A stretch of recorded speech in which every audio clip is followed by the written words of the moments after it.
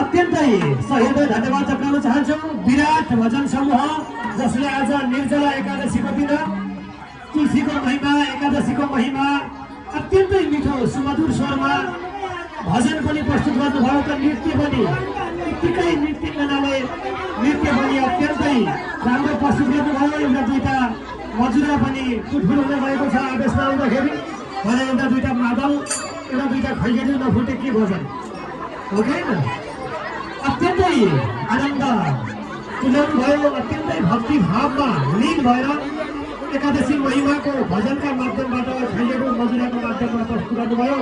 यहाँलाई दुर्गा मन्दिरको ताली दुई हात माथि उचाले उचाले जय जय यति नै हो। दार्शनिकवासीको ताली यति नै हो कि कसैको हात छैन।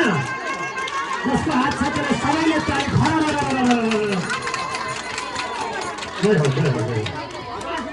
खडा हामी एकादशी मध्ये महत्त्वपूर्ण एकादशी निर्जला एकादशी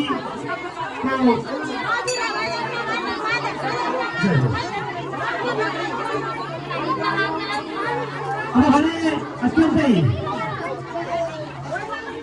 दिव्य र भव्यताको साथमा कार्यक्रम अगाडि बढिरहेको छ।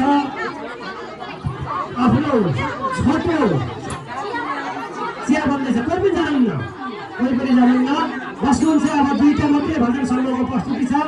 त्योभन्दा पूर्व राष्ट्रिय लोक भजन चुडका प्रतिष्ठान 6 महिना नगर कार्य समिति सचिव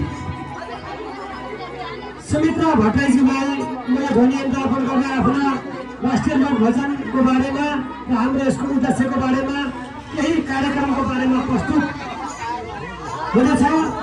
तत्पश्चात कालवचन भजन समूहको प्रस्तुति रहनेछ। संयुक्त रूपमा रैना देवी र